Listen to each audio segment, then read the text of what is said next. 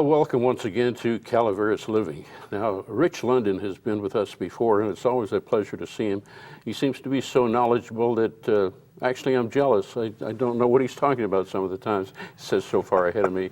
But he's in the mining business and archaeology, and he knows a lot about California history. He knows pretty much everything that's happening under the ground and on top of the ground. So it's good to welcome him again. Rich, it's good to see you. Thank you very much, John. Now, today we're going to talk about Table Mountain and early man in California? That's correct. Okay. We're going to talk about the ongoing controversy of early man in California and how it relates to our Table Mountain here and the rest of the Table Mountains throughout the Mother Lode.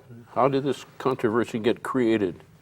Well, the miners were out there looking for gold, and they found the gold down in the stream beds, and they wondered where the gold came from. And then some of them ran out of gold, and they started looking around, and they found these gravel bars that were underneath these volcanic units, basalt, andesite, etc., at Table Mountains, and then they're plural because there's lots of them, these basalt caps throughout the Mother Lode, all the way from Weaverville all the way south to Mariposa. But the most famous one is here in Tuolumne County. And they started grubbing around, and they got gold with nuggets the size of pigeon eggs, and it was extremely pure. Is that true? Oh yeah. Okay. Oh yeah. There are actually pictures of the gold all spread out from the placer workings. Well, these were placer miners, and they knew how to work placer deposits, but they didn't have water, and normally that would stop them cold in their tracks. Yeah. But they found that there was a ditch that came into Table Mountain, and then secondly, there were springs all along the base of Table Mountain in which provided water copiously. Well, that water would be a problem later on. So anyway, they started digging and digging and digging underneath the gravels underneath Table Mountain. And lo and behold, in the gravels, they found material that looked like Native American pots and ceramics, etc. And we'll see pictures of that in just a little bit. Okay. And they found human remains. And up in Calaveras County, near Angels Camp, they found a skull. Matter of fact, they actually found two skulls. One was called a Calaverium here in Tuolumne County, and the other one was a full skull. And we'll have a picture of that a little bit later. Yeah. Wow. And these are what years, Rich? This is in the late 1800s? 1850s. Oh, 1850s. And so a local doctor in Dr. Perez in Sonora started collecting these artifacts and materials and said, aha, this is evidence of early man being here when these gravels were laid down. Well, anyway, the word got out to the new California Geological Survey. And Josiah Whitney, who Mount Whitney's named for. And Josiah Whitney was sort of a stern-faced Easterner academic. And he was the head of the group of surveyors and geologists that mapped almost all of the mountain regions of California. But he was also interested in paleontology and early man. And so this was right down his alley. Yeah. And so he received first a skull, the Calaveras skull, and examined it, and then gave a presentation on it in San Francisco and announced that this skull represented a Pliocene man, which was very old. And everybody stood up and said, oh man, we've got old people here, much older than the Miwoks.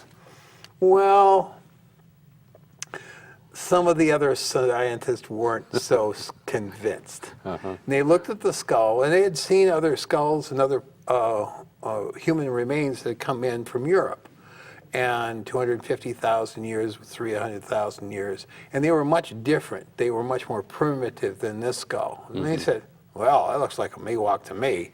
Yeah, and Indian remains. Yeah, that's right, Indian remains. Yeah. So anyway, back and forth, back and forth, back and forth. And we'll see some examples of that in just a little bit. Okay.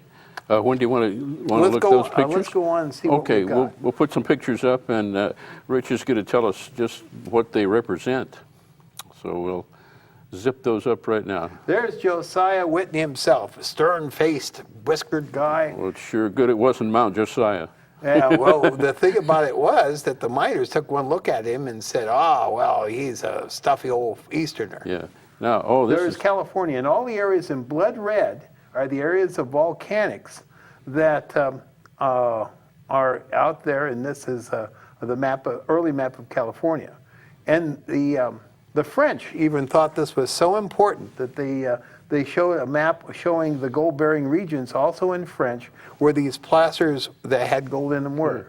And here is a gentleman we'll talk about later. That's Mike Cremo, and he'll come into the conversation in a little bit. yeah, I thought it was Benjamin Netanyahu. Well, yeah, and this is Mike's crew out there working on excavating Is and that trying. just lately? No, we don't know exactly when Okay. that was. Next. And this is some of the materials that they have found in the gravels. So like arrowheads or Right, arrowheads, yeah. spearheads, but they're very primitive. Yeah. And this is the conjectural space petroglyph site, in which you see, quote, a spaceship, a sun, and a man with a shield. And the spaceship is offloading a man on the ground. Oh. And this is a rendition of the various creation stories that these people with Mr. Cremo have been talking about. Now here is Table Mountain itself. Yeah. This is what it looks like right now today.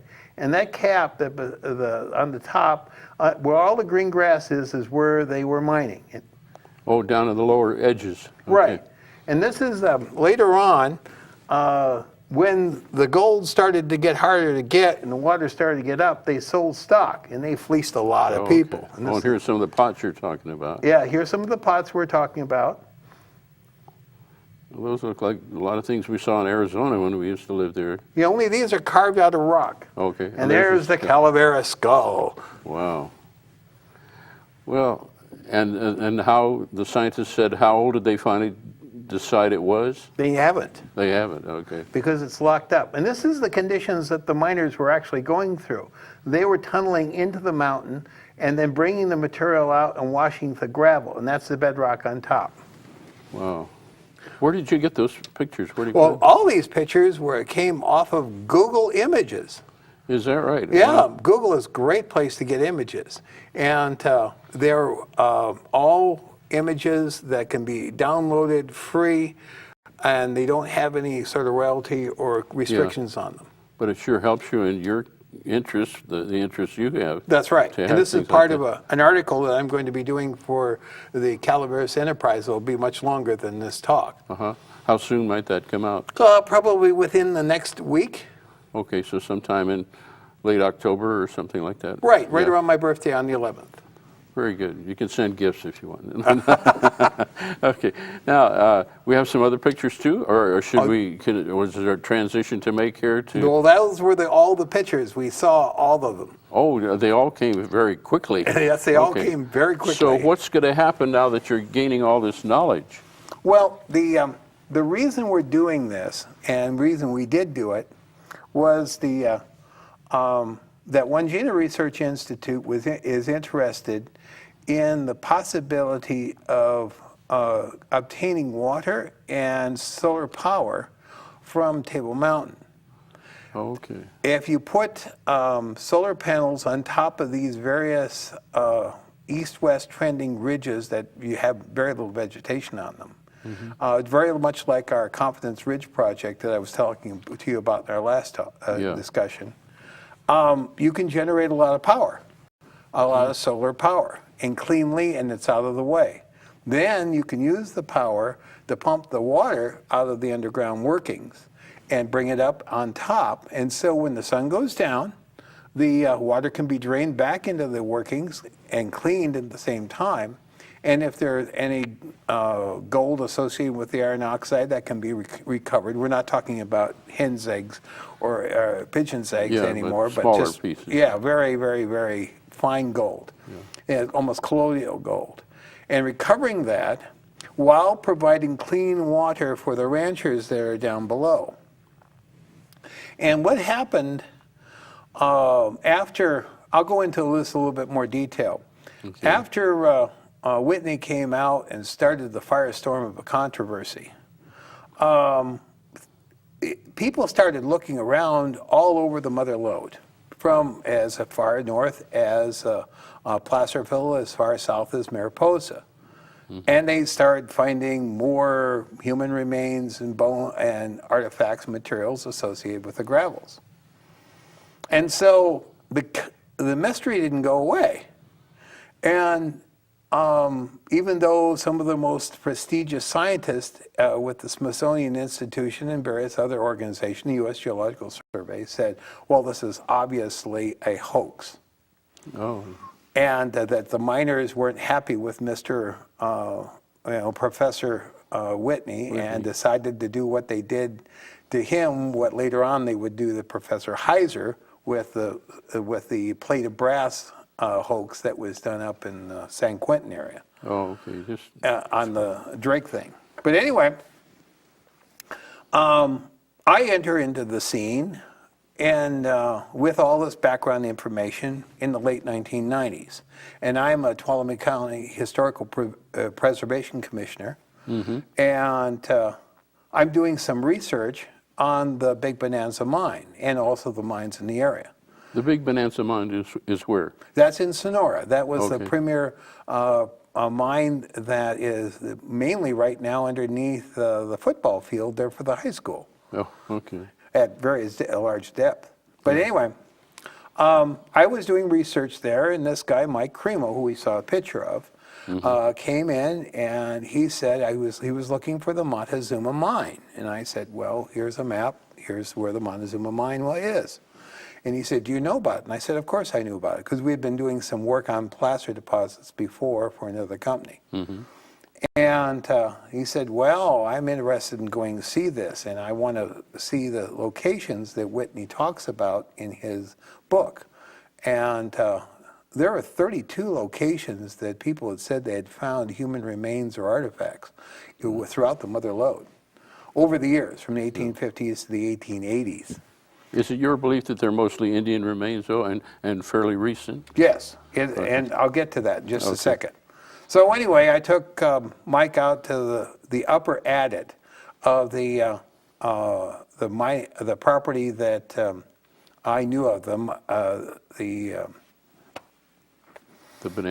Monte Vista, Yeah. the Monte Vista, and we went out there, and my son was on leave from the Navy. And we went in, it was dry, and we walked around in there a little ways, and then on a shelf, sort of a natural rock shelf, there was a mano, or a grinding stone. And the Native Americans have metates, which are flat, or here the Miwoks use granite boulders, and they grind their acorns or meat or corn or whatever. But here was the part that goes in it, the pestle in the mortar. And Eric picked that up. He broke it loose from the caliche. It had been silicified there, or not silicified, calcified there, and was stuck there on the wall. And so he pulled it out and looked at it, and he said, "Dad, is this a mono?" And I said, "Yes, it is," because you could tell it was slick on one side. And I have lots of monos in my collection from our work in Arizona and various other places. And my son really knew artifacts because he had worked with me for years. And immediately, Mike Cremo said, aha, this proves that the miners were right. And we have evidence now that in the gravels, there's evidence of prehistoric man. I'm saying, oh. Well, prior to this, probably in the 1980s, and I had to talk to Glenn White about this, some age dating had been done on the basalt caps, the volcanics, that cover all this. And you've got to realize that these were gravels that were laid down, and then the volcano spewed out the lava on top. Well, the dating of the volcanics on top were Miocene, so they're really, really old, and about 10 million years old. So if there was something underneath, it had to be older than that. Sure. Oh, he was jumping up and down. He was happy and everything else like that. And we took him back to his hotel, and he went on his merry way. And I didn't think much about it. But about a year later, I got a nice book called Forbidden Archaeology. Forbidden. Forbidden Archaeology. And you can go to his website, Michael Cremo. C-R-E-M-O. Huh? C-R-E-M-O. Yeah. And you can order his book. And it's delightful reading. And he goes all the way back to the 1.8 billion years ago, there were humans running around this world. And he is a member of a group, the Hare Krishnas is what is commonly known. Yeah. And their foundation is out there saying that from Krishna consciousness, they feel that mankind has been on this earth many, many times and has gone through demises. Oh, come and back. this is the evidence of it. Well, anyway, I didn't think much about it. I got the book, that was fine. Then all of a sudden, I was going to the 2008 conference of the World Archaeological Conference in Dublin, Ireland. And I couldn't go, but I had gotten the abstracts, and here was my Cremo. And then all of a sudden I get a call a couple of days later, hey, Rich, did you know you're cited as an authority that proved that the materials there at Table Mountain were just like what Whitney said? I said, no, I didn't. So after a phone call to Cremo, and he said, oh, well, you know, I was misquoted. That happens occasionally. Yes. But anyway, I decided to set this to rest. And Chicken Ranch Rancheria is right there, right at Oh, is that where Table it is? Mountain. Uh-huh. And so I went to talk to some of the people there, some of the elders, and I said, did your people ever work up here as day laborers for the miners and leave stuff behind? And they said, yeah, all the time. But they didn't do it very often because the mines were full of water and they were dangerous as hell. Yeah. We go in there and work for a few days, we leave some stuff behind, whatever. And occasionally, some of our people wouldn't go ahead and come back. And Gee. so I found this out from carefully looking at the records of the various mines. And there were about 800 people at Montezuma, the little town there just below, and there's just a little monument right there right now, Table Mountain. And it was a wild and a town and everything else, like shootings, all that stuff. And but what I found out was this, that when the weather was dry, summer, spring, late spring, and fall, you could mine underground there and you didn't have much in the way of problems. Okay. In the wintertime, when the winter rains came, the water percolated down through the cap rock and into the gravels, and the gravels ended up like a sponge. Well, the ranchers there know that. They put trick tanks all along the where the springs are, and the springs fill up in the wintertime. Yeah. And they irrigate their fields with them. Well, what this made was the underground workings very, very dangerous. And as we saw in that one slide, the people were putting timbers in, and they were working outside and were taking the material out, and it was being worked in sluice boxes. Well, I had found when I was doing my master's thesis in anthropology at University of Nevada, Reno, we did some work up around Virginia City. And one of the papers that was presented there was on people that were marginalized from the mining community. There was a strict hierarchy in the mining community. And there were the engineers, the entrepreneurs were at the top, and then there were what they called cousin jacks, or Welshmen that were actually the mine superintendents underground, and they hired their relatives, and when they couldn't get enough of those, they hired Mexicans or Chileans or whatever. Well, anyway, there was always a time when Native Americans were sort of living around the peripheries of these camps and getting what day work they could. And we still see this right now. Sure. And so this is what the people with the Miwok Rancheria, and this was back in 2009, I talked to them. I haven't talked to them recently. Said that yes, our people did go in there and they work day's labor and they get a few bucks, and some of them actually got gold out. but they may have left their materials back there. But for long periods of time during the winter, when the mines were full of water, there was nobody in the mines.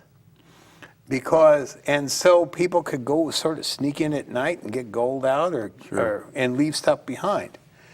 And the artifacts that have been shown to come from these underground mines on the Table Mountains, not only here, but also in various other places of the Mother Lode, seem to be all associated with the Miwoks. But some of them they had portable metates instead of bedrock metates, the grinding stones, and some of them are very crude. Now, saying all that, people ask me, well, were there really ancient people here? Yeah. And until about 15 years ago, we would have said, oh no, California didn't have anybody moving into here until the local tribes that are here now moved in. Yeah. Well, the Miwoks and the Pomos, various other tribes in the area, all have a long tradition that they've been in this area for a long, long time. But not prehistoric. Yeah, they were here prehistorically. Oh, prehistoric, okay. Well, historic means prehistory, and the only history we got is for this area here is Moraga coming in 1776 to punish Stanislausio. Okay. And that's it. And because this was an unknown area as far as the Spanish was concerned. Yeah. But what it boils down to now, in the last 15 years, our concepts of where people came into the Americas have changed. And it was the paradigm, and that's what everybody thought, was that the people came over the Bering Land Bridge and they weren't here before 12,000 BC. And then they settled throughout the U.S. and then finally went down to South America. Well, there was an archaeological site found in Chile, Monteverde, that's 32,000 years old. Another one in Brazil that's 41,000 years old. And these have been confirmed. So the other people would have been even earlier than that, before they came down there. That's correct. Yeah. And now archaeologists, when I was going to school and getting my master's, archaeologists were trundling up to Alaska to the quote ice-free corridors that would have been available for people to come down into the Americas when they were coming over from across the Bering Strait. And they were looking for archaeological sites. They didn't find them. Now the thoughts are these. There's two schools of thought. One, there's a whole bunch of sites on the East Coast that are very early that it looks like those people came over from Europe. And then there's another set of sites that are very early that are all the way down the coastal line of the Americas that are very early also. On the West Coast. On the West Coast. Yeah. And these people that were coming weren't coming by foot, they were coming by boat. And we haven't found any evidence of the boats themselves. We have found where people have made rafts in the Monteverde and various other places, but no ocean-going boats. But with the rising sea level, those sites are probably underwater. And we know that in Peru itself, they had, about 200 years before the Spanish came, they had ocean-going ships. Matter of fact, they're at one site there at Chanchan, there's a 250-foot long ship. Wow. And it's just, it was built differently than the ships from Europe, but it's there. So a naval tradition is something that's being looked at very carefully by now by archaeologists. Do you have any other questions? Well, actually, when I listen to you, I just like to listen. But your personal opinion of, kind of summarizing everything is that the evidence is that there were people here thousands of years ago, right? I think there were people here thousands of years ago. About 4,000 years ago, we have a site over near Copperopolis. It's called the Skyrocket Site. And that when I taught archaeology over at Groveland, we visited the Skyrocket Site and we talked about it. And it's about 4,000 BC. And it was an early site. Now, very recently, Glenn White, who you've had here before. Yes. He just told me today about a lady by the name of Lori Sylvester. She has in her possession, and they're analyzing it right now, a Folsom site from up near Twainhart. Wow. But we don't have a rush of people to go out and look at things. We do know two things. One, when they did the archaeological survey for the first bypass, they thought that they got all the sites that the local Miwoks had told them about. And then when they started to really dig, they found some really deep, older sites. And yeah, so you never know what's below the ground.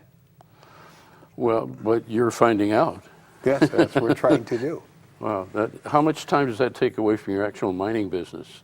Well, it doesn't take a lot of time away from my mining business because what we're looking at is the mining business is involved with our Confidence Ridge project. And then we have mining properties in Arizona, but they're sort of taking care of themselves right now. Okay. Just in this is a little off the point, but who owns Tabletop? Who owns that property where the Table Mountain is? It's a mixture of private owners and BLM. Oh, okay, BLM. And there's actually a nice trail up there. And if you walk around the top of Table Mountain, as I have, the trail is there and it's pretty nice. It's beautiful from the air. I've flown over it. And you'll see this little trail, and then you'll see a bush. And you'll say, oh, where did this bush come from? There was just solid rock everywhere around here. Well, the bush is growing in a vent shaft that goes down to the old workings. Lower. But it's all filled in. Yeah. But but the historic record is still there. Well, which, once again, we're going to put up your website there. You see Yeah, that's where we are at. Okay, 209-586-5632, and that's your website there if anybody wants to be bewildered by your knowledge. And they're always welcome to come up to the house in Confidence. We're right above the Confidence mine, and we always have a glass of wine for any visitor. Hey, well, I might be there myself. Now, the wine is, a temptation. Yeah. Anyway, it's good to see Rich Lundin again. He always has interesting, I'm not sure I capture all of it, but to hear about the history and the people here and what could be and what couldn't be is interesting. See you next time on Calaveras Living.